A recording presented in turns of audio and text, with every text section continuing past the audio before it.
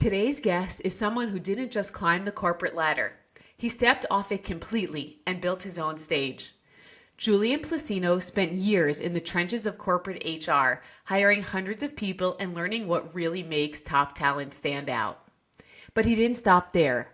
Now, he's a recruitment consultant, content creator, and host of the Ultimate Coding Championship, a reality show for developers.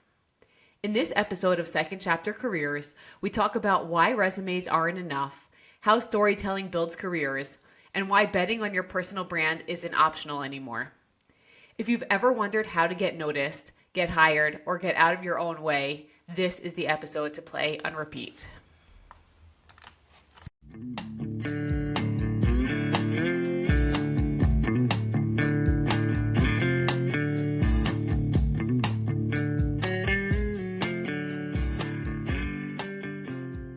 Hi everyone, I'm really excited today to welcome Julian Placino. Julian, why don't you take it right away and introduce yourself, tell us who you are and what you do. Yeah, it's great to be on. My name is Julian Placino. I'm a senior recruiting leader turned video producer and keynote speaker. Okay, that's a lot already to discuss. So how did you start in the world of recruiting? So I have been in recruiting now for the past 18 years, and I have a mix of an agency, a corporate, and now a consulting background. And I literally got my first preview of recruiting actually at a job fair. So Robert Half International was my first employer as a recruiter. Never even knew what recruiting was. But after an 8-month odyssey of graduating from college, being declined by a bunch of different positions, they were the ones who offered me a first full-time job. So after going through this whole process of being rejected and not being able to find a job, I began a career out of helping others. And that's how I first got into recruiting. Were you planning to go into recruiting and you couldn't find a job, or you were looking for something else and then this just happened?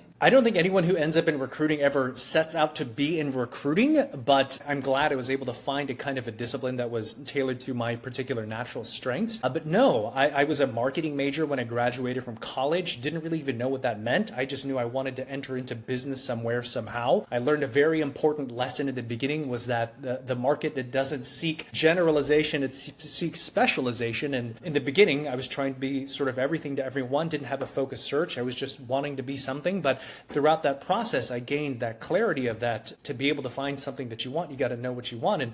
But that's how I kind of got into recruiting. So you wanted to go into business and you studied marketing, which is a pretty standard course for people who don't quite know what they want to do in business. And then you went to a career fair. If you can remember that far back, what were you hoping to find there? Honestly, I didn't have a specific job in mind. I just wanted to do something in general with business. So for me, I was just going from booth to booth, seeing if there's anything that particularly resonated with me. I liked what I saw with Robert Half, which ultimately became my first employer, especially because they were, well, I guess they were trained recruiters. They were sort of trained to look for young persons outside of college who had sort of good raw material, but not necessarily a particular direction. And maybe that's why they gravitated to me and I gravitated to them. But that's what it was. I didn't have anything specific in mind. I just wanted to have my first kind of grown-up job in business after college. That sounds like a story I've heard many, many times. And how was that first experience? Was it what you thought it would be, better or worse? It was everything that I wanted and more, because my vision getting out of college really was, I just wanted to wear a suit and tie to work every day, work in a skyscraper in downtown, all of those superficial things. And I think I was more interested in the perception of success rather than actual success. But again, I went through this 8-month odyssey of applying to many different jobs, and I was literally rejected like 37 times in a row, right? Wow. So this didn't just happen sort of overnight. So by the time I accepted my first job offer, it was everything that I wanted to be. And I worked in a skyscraper in downtown Dallas, and I wore a suit and tie to work every day. And for the first couple of years, it was incredible. I was just so hungry for an opportunity to make a difference. And that's what it was to me. So tell us about what you did in HR. What So does that mean? it was recruiting and staffing. So HR really has much more to do with policy and procedure and kind of internal processes when it comes to that kind of thing. I am much more of a pure recruiter, so talent acquisition. So it is helping companies find the best talent in the marketplace and helping the best talent in the marketplace find those great opportunities. So I've always been kind of a matchmaker of opportunity. That's such a nice way of putting it. I love that. That should go on the bottom of your business card. And it must feel so amazing to help people find jobs that they probably really, really want. It really was. And I found a deep sense of meaning and purpose because here I was, this young kid out of school, going through this whole process of failing about every single possible way that you could do a job search wrong, to now starting a career where I took those learnings and shared it with other people. And I think that's what made me an effective recruiter, because of that level of empathy. I understood what it was to struggle in the job search and also all of the different mistakes that you could do wrong. And I coached my candidates on how to present themselves, how to look for focus, how to negotiate, how to ask for the job, all those different kinds of things. I had this firsthand experience of what to do and what not to do. And I think that's what helped me launch out of the gates as a top producer in recruiting. I think a lot of people really succeed in life when they have that experience. So it's amazing that you were able to draw from that dark place and bring it to so many people. I would love to take just a minute to sidestep from the original goal of this conversation and maybe ask you, since you brought it up, what is one big nugget of advice that you could give to the job seekers listening to this podcast? If you could, take any of the lessons from your 8 months of unemployment and searching during that first time and just say, okay, what's the one thing you could tell people to do better or to do differently so theirs doesn't take 8 months? I think it's to get a sense of focus. So know thyself, know who you are and what is it that you want to do. The most difficult kind of candidate to coach is the one who doesn't have a sense of focus, that just wants to kind of do something, right? But when it comes down to it, I know this is kind of a harsh reality of things, but when it comes to a job search, employers want to kind of put you in a box. They want to be able to look at your resume and be like, oh, this guy fits here, or this lady can do this. They want to see job titles. And a lot of times, especially now with AI, they're still searching for kind of buzzwords and keywords in your resume. So make the case. Stop thinking of yourself as a job seeker, but more of a problem solver. And if you present yourself in the job search that way, you will be much more creative and more thoughtful about your job search. So I think it's that. I think it is get clarity on what exactly it is that you want to do and what kinds of companies you can do that for. And then it comes down to planning and execution. Structure your day that your job search becomes your job. 27, 3, and 1 is kind of the way that just kind of some general guidelines, right? If you want one job, line up at least 20 companies. You maybe will hear back from 7. You may be qualified for 3 and you get 1 offer, right? So structure your day around the job search. I think that's really, really valuable advice. And it's also relevant in the business world, kind of tying into your pension for business. But, a lot of times people want to start a business that's really broad when really, if you niche down, people recognize you. I don't make socks and underwear. I just make socks, and they're really good socks. And then people come to know those brands in a different way than they know, Hanes, let's say, or Fruit of the Loom, which is kind of like more general. Obviously, those are behemoths, so it's a little bit different, but you get the idea. It's very hard to feel that push to narrow your focus when you just kind of want to get everything, and anything could be fine. So I think it's really valuable advice and something many people, both job seekers and entrepreneurs, don't take heed to enough. So thank you for sharing that. And I think that's a classic entrepreneurial kind of mistake, right? Especially in the beginning when you don't know what you're doing. You want to be everything to everyone. You want to take any kind of business that will come through the door, but there is great power in focus, right? And finding that product market fit. That's the hardest thing to do, especially in the beginning when you don't really know what your business is. And certainly in my case, I've gone through a crazy evolution of entrepreneurship and figuring out who I am, what my business is, who my customer is, what's actually my product offering, what's my differentiation, all that kind of stuff. But yes, I think valuable entrepreneurially as well as in the job search. Right. I want to hit on your business journey, but before that, I would love to hear what changed in that first job that you love so much. Why did you ultimately leave or stop? Maybe you stopped liking it so much or felt you needed something different. Obviously, you're not still there. So. Oh, okay. So you felt a calling for entrepreneurship. I loved my background as a recruiter. It taught me all of my business skills, but I learned later on in my career that I had a strong value towards freedom and autonomy. And I could never really experience that working for someone else. That, and also by that time, I was experimenting with many different kinds of businesses, real estate, network marketing, internet business, all these different kinds of things to achieve financial freedom, to have my passive income meet or exceed my expenses. And I never really achieved great success with any of those things, but it was only by finally allowing myself to do something that I loved without trying to tie success to it was the springboard that launched my entrepreneurial career, which was my own podcast. But it was motivated by a sense of freedom and autonomy that I could only experience by running my own business. It's interesting because that sounds almost like the exact opposite of what you were looking for when you started, when you said, I wanted to work in the skyscraper with the suit. That screams of, in the box job hours and job times, and perhaps even extra hours at the end of the day rather than autonomy. That's what, when you think of real corporate, you think of people working a million hours. So it sounds like almost you did a full 180. That's a really cool insight that you brought that up. And it's not really because it hasn't been present to me really until now, but you're right. If the question is what changed for you, I think I changed because I thought in the beginning I wanted just to work a corporate job and work my way up the corporate ladder, this and that. But over time, it was less about the appearance of being successful and more about freedom and living my values and doing work that mattered to me with people that I cared about. So I think that's the answer. I changed. Or maybe I discovered what was actually already there, but needed time to transpire for it to be real and present to me. That's so true. I think that a lot of times, I work with a lot of young people. A lot of times people don't know what they want and they don't know what their values are. And a little bit we're trained, on what we see on TV or read in the news, and we see people who seem important, and that's not really what we want at all. But we don't know that because we're not trained to think that way and to look for those things.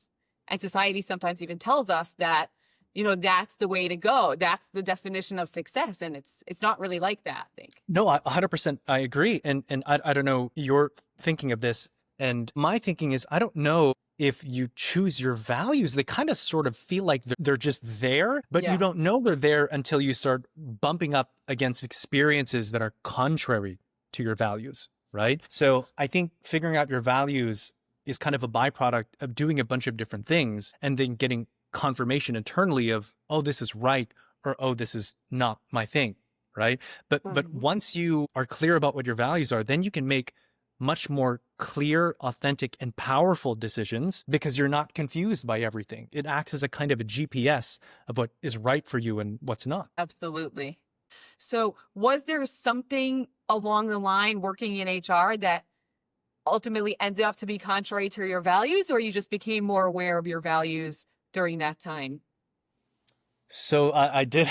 So I'm grateful for all of my jobs, right? But there was one particular role. So I don't work well in a large bureaucratic type of recruiting organization. And I did work for one where I felt like I was just a cog in the wheel doing the same thing over and over and over again.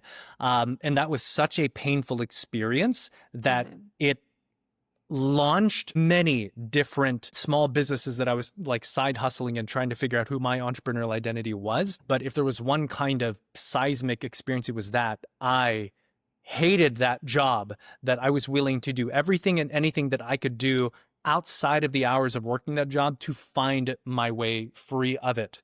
But I guess being thrust into a position which just causes you such intense pain is oftentimes a genesis to change in your lives. Absolutely. Was there a pivotal moment that you fell in love with entrepreneurship, or that was gradual over the course of those years? I loved all of the different entrepreneurial ventures that I've been a part of for many different reasons. It was so exciting to learn something. I remember the first time I made 1099 income. That changed everything for me because all I ever had was a W-2. Like, this is how people make money, right? They go get jobs, they get a W-2. That's how it is. But the first time I got a 1099 of income outside of my primary stream, I was like, wait a minute, I can work full time and do a side hustle part time and combine all this. That was amazing. So I think that was one of the things, like when it first became real, that I could generate an income outside of my W-2 job. That was really cool. So a lot of different things like that. But I think where it really started to change for me was through the podcast. And I started doing the podcast just for fun. And in the beginning, I, interviewed my sister, I interviewed my best friend. I had no one to interview, but over time, it started to build a kind of a critical mass. And the first time I got a sponsor, so it was Focusrite, actually one of the top audio interfaces out there. And they wanted to sponsor the show by giving me a piece of equipment. And I was like, oh my gosh, I actually received some type of exchange or value exchange by doing this thing that I didn't expect to make money in. And that's the thing that kind of launched a lot of different things for me, is that, oh my gosh, I'm able to provide value, create an income, some type of value exchange, doing this thing that I love doing anyway. And that is the thing that was like, oh my gosh, I believe in this thing. You got to do work that you love. Life is too short. Find a way to create meaning and purpose in your life by serving people with your gifts and talents. That is my total philosophy. That's why I became a career coach, is to help people find their talent and find what they love, because life is just too short to suffer. And we spend so much time at work. Totally. I want to talk about what you do now, but before we do that, maybe just take 2 seconds to just tell people the name of your podcast. I'll leave it in the show notes in case they want to check it out. And, give like a little 2-second intro about that.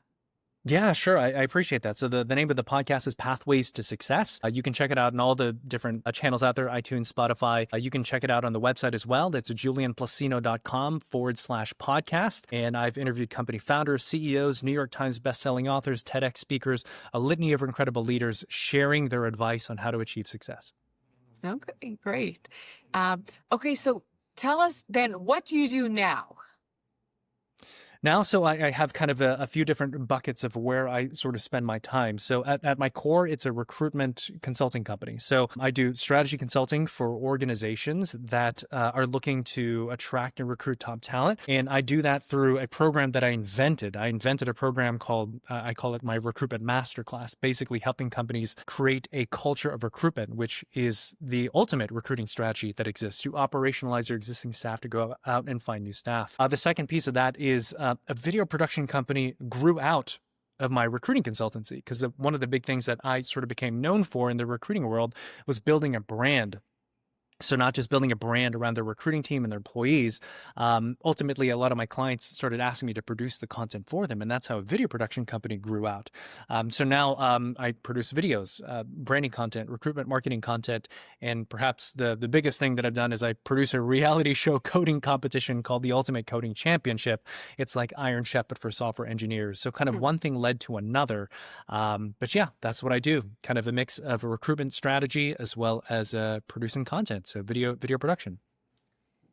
Did you have those skills when you started, or you picked them up along the way? I think one of the biggest challenges for a lot of people that I talk to is that they're afraid to step out of the box of that comfort zone. Like, I'm a recruiter, so I have to do recruiting. I'm an accountant, so I have to, crunch numbers. I work really hard to try to help people think outside the box. How can they use their skills in other more flexible ways? But I'm curious to hear what you think about how you use your skills. Yeah. So as far as the video skills, how did I create that? So it all really started from the podcast. It was just me with my iPhone and a very kind of rudimentary sort of setup. So I didn't see what was happening at the time, but I was learning content creation. I was learning media production. So ultimately, when it came time for a client to ask me for help, I had a level of competence. So in the beginning, it was actually me, myself, making the videos, which was just not what you want to do. But eventually I had to hire a team to be able to produce high level and professional quality grade. So I developed enough competence because I was doing it for myself. But that's how a lot of times you can start a kind of a consulting practice, is by leveraging your new talent skills and providing them to another organization, which I think is what you mentioned, is what are the different skills that you have that are valuable that you may not have actually put together before into a service offering or a package. That's great advice. And I think a lot of people are really afraid, but it's time to, take control back of our skills and be confident in what we know we can do. I see a lot of mid-career people that have that challenge. So I think it's great you're able to overcome that. And I think also it especially in the beginning, if you've never sold anything before, it helps to do customer development. There's a way, in a very small iterative process that's not scary, to be able to sort of sell an offering, right? And that starts with getting to know who your customer is. In the beginning, it was just a lot of conversations like this. I would meet with, because I come from technology consulting. So I knew a lot of these CEOs and CTOs of these organizations. I just have a conversation with them about, hey, what are your needs? What are your pain points? And through an organic conversation, they would tell me what their problems are. And then we just have an open conversation about, oh, okay, cool. So what if I did this for you? What if I did that for you? And sometimes they'd say that's valuable. Sometimes they say it would not. And then eventually we'd kind of arrive at a rate. So there's a way to sort of sell a brand new offering, not through selling, but through discovery. That's how I got my first initial basis of clients. It was just meeting with prospective customers that I think that I could help, not trying to sell them anything, but just asking them a bunch of different questions. And they will tell you what they want you to sell them. What was your first offering when you went out on your own? It was training. So I was this recruiter who had built a brand. Now that is useful in the world of recruiting because everyone's going after the same candidates, and any edge that you can have to set yourself apart or talk to a candidate versus compete for a candidate outside of other recruiters, right? That was useful. So these recruiting agencies would hire me to go speak and train the recruiters how to create content on LinkedIn. That was the first thing. And I remember at my first client, they paid me dollars to perform 6 training engagements. And I was like, oh my gosh, this is the craziest thing ever. You're going to go pay me to go do this thing that I do for myself. And that's how it started. And that's when I knew there was kind of something valuable here, because when you sell one customer, you're not selling one customer, you're sort of unlocking a market, because that company, that customer exists in an ecosystem of other customers. So then I started to take that, and then like the thing that I made for that one company, like started selling it to other companies with the same pain points. And that was the genesis of my business. In the beginning, what I had was a training and development company, and that turned into keynote speaking. What's your favorite part of what you do now? Man, the favorite part of what I do now is I love media. I love videos. I love telling stories. I love helping organizations and brands build community and tell their stories through the power of media, which I think is very powerful, right? Because whatever you show in the real world through media begins to perpetuate in the real world. But I love all of that. You know, it's hard for me to pick that one thing.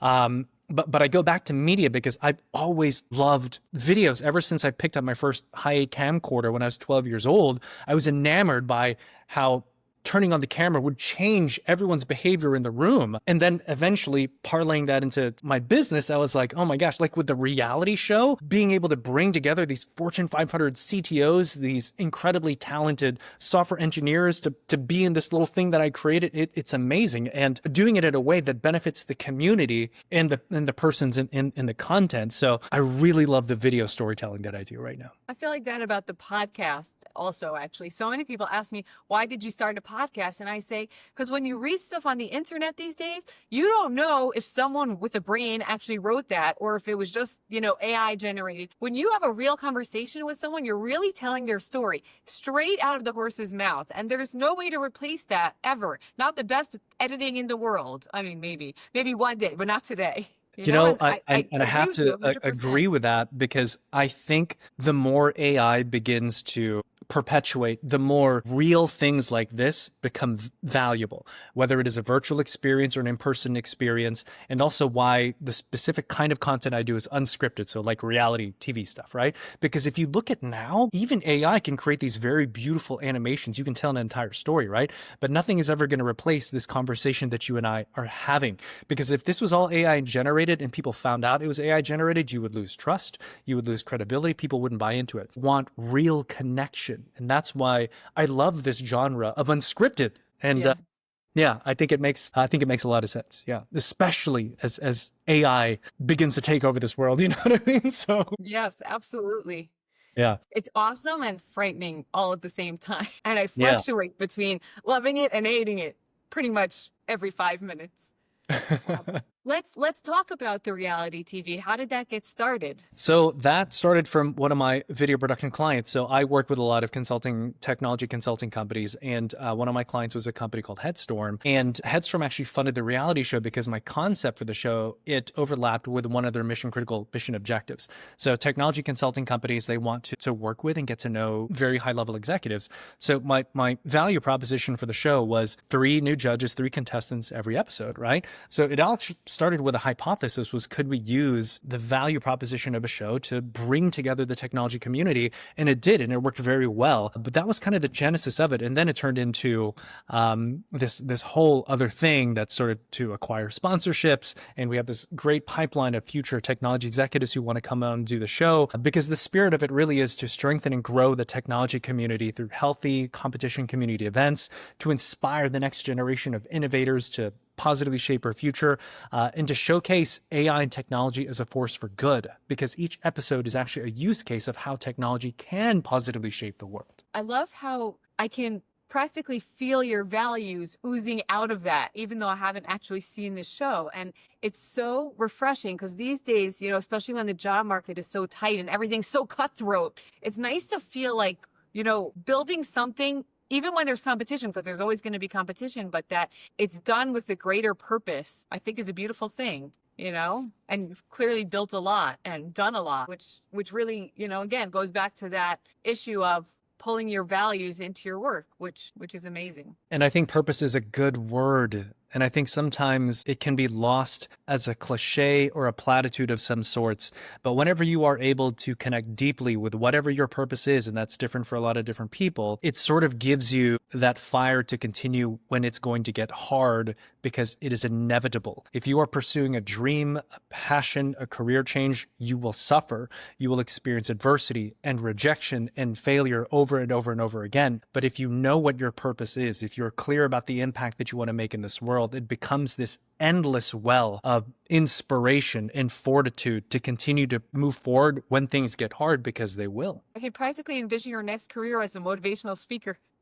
You just like package that so neatly. But you touched upon like the challenges that people face, and probably that you faced. What were some of the biggest challenges that you faced while you were making this career evolution? I think one of the biggest things is, for me, it was a sense of focus. And I think sometimes to the degree that's kind of present to me now, because there are different things that I was able to do to a high level at, whether it was consulting strategy, whether it's video production, whether it was keynote speaking. And I think it was that. And even now I kind of find myself sort of at a crossroads, is like, is it okay for me to be doing these three things at the same time? Should I double down and focus on one of these or another? But also finding that alignment of what is the thing that I'm truly good at, what I love to do, and can sustain me economically. I think that's always been a kind of a play, especially for solo entrepreneurs, that I think is important to sort of seek clarity on as early as you can. But also, man, I don't regret anything, because every experience seems to have served me, especially the ones where I was rejected or failed, and it sucks and it hurts in the moment. But when you look back, you're like, there was a nugget there that I could use and continue to move forward. So I think that was it. I think it was finding the product market fit of who you are and what you want to do. As a solopreneur, did you ever bounce ideas off of a mentor or a coach, or you kind of just held that close to the chest? I mean, it's constantly. I do an entire talk on mentor acquisition and how they were critical. I mean, especially now, and like, what exactly is a mentor nowadays? A mentor is someone you can learn from. And right now, like YouTube University, all the information of the world is actually right there for you. But I love to have in-person conversations. I like reading books and consuming content that way, but I always thought that knowledge capture was much more efficient through a conversation. I didn't have to read through the density of a book. I can just come prepared with questions. So yeah, mentor acquisition was a huge part, continues to be a huge part in my development, and I'm sure in the development of your viewers and listeners as well. I sure hope so. I think, you know, as I'm working in the coaching space, which is, you know, obviously aligned with the mentorship space, I think that people are like, no, I'm going to figure stuff out on my own. But that is extremely challenging. I know because I've tried. And I think there's so much value in having someone, not to tell you what to do, but to help you get clarity so that you can move forward with confidence and know what you're doing, instead of keeping your hand in too many pots. That's like, you know, obviously classic entrepreneurial problem. So I think first off, what you do as a coach is incredibly important, right? But there definitely is a play between information that you get from a coach and a mentor and then self execution. You've got to go take the things that you learn from your coach and do it, because what do they say? Experience is the only true source of like knowledge and wisdom, which is the truth, right? You have to have a play between these are good ideas and then executing themselves and then learning the lessons, be it success or failure, as a result of execution, right? Because then the lessons that you learn are forever, right? Because what you learn in the classroom, I mean, it'll disappear, but once you put them into action, then it becomes real. What is the most important lesson that you've learned from failure? I think it is faith and trust in God. And I honestly mean this, and here's why. Because if you trust in people, and trust in things, and trust in circumstances, or even yourself, you will be disappointed 100% of the time. And the fact of the matter is, no matter how smart somebody is, there's always someone smarter. And unless you are anchored to something that is all-knowing, all-powerful, unchanging, completely loving, it's like you will always be blowing around in the wind, right? But only if you are fastened to your faith to God, like it doesn't matter what happens around you, because you'll always be able to find that lamp to your feet and that next step. That has got to be number one, because entrepreneurship is not for the faint-hearted, and you've got to be rooted in something greater than yourself if you even begin to try to think about this venture, you know? So that's got to be number one. I would agree 1,000% with that, but it's just ironic because this morning I was listening to a podcast with Robert Herjavec from Shark Tank, and he said the exact same thing. You know, and I don't share the same religion as him and not the same as you. I don't know if you guys share the same one, but like, it's just fascinating to me that so many people out there have this common anchor, even if it's not 100% common, and it is very grounding. And to me, it's so important. 100%. And I think it brings every entrepreneur, you find any successful entrepreneur, you will find a person who was broken, right? It's like God allows like to break man in order to like rebuild them, to show them that they can depend on him. It's like he wants to use empty vessels. You know what I'm saying? And like the first time, and the first thing he seems to do is burn away all of your idols, right? I mean, trust me, throughout my entrepreneurial journey, like I have lost my money, I've lost my security, I have lost my clients, I've lost like all these different kinds of things, but I still continue to move forward because I do my best not to sort of anchor myself to the things that are changing. But yeah, there's all, and also if you study success, ask yourself, why is it that so many persons in the world of entrepreneurship, so many people that you think are successful, talk about God, talk about faith? It's because there's something there. That absolutely love that. You spoke earlier about wanting to do side hustles so that you could create passive income. Clearly, that is not at all where you are now because you're an extremely active entrepreneur. So can you tell us a little bit about how that mindset shifted? And is that still a priority you'd like for one day, or now you're, you know, all in on this because you love it so much? Now that you love your job and you've built this empire, do you feel the need to stop working or the desire to stop working? Or, you know, you kind of push that off because you found your passion? No, that's kind of one of those questions of like, will I ever retire? And I don't think I'm ever going to retire because I love the thing that it is that I do. I feel like it is my purpose, right? I feel like business is sort of my artistic expression of who I am within the marketplace. And I enjoy the actual doing of the thing, right? And I can only imagine your audience, if they are listening to a podcast about like the second chapter of their career, they're thinking more, it's about significance. It is about meaning. It's about purpose, right? And I feel like work is the fulfillment of kind of a level of purpose that I have. So yeah, I don't think I'm ever going to stop working because I love the thing that it is that I do, right? Do you ever think about taking a partner, or you like it as a lone eagle? I think when I say I'm a solo entrepreneur, I don't mean that all the work that I do is by myself. I have contractors, like especially my video production team. But as far as like, it depends. It depends on the kind of opportunity. And I think one of the things that I have learned for sure is that I cannot do everything on my own, right? I need to find people who have complementary skill sets, especially in domains of expertise I have no experience with. But if the right business opportunity came on, I'd definitely be open to partnership types of opportunities. It just so happens that my own journey has kind of led me here. Okay, so as a final parting question, what is the most important thing you've learned that you want people to know about making change in their lives? I think there's power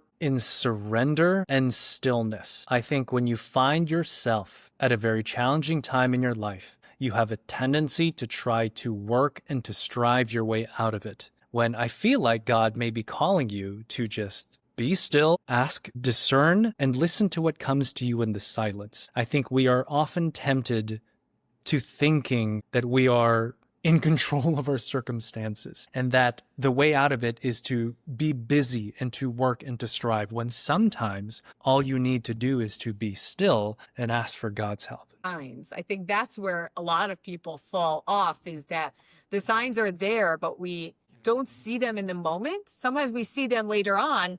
Sometimes it's too late. Sometimes it's not too late. But we don't take time to listen to what's going on consciously and subconsciously around us. Yes, because we're too busy, right? Yeah.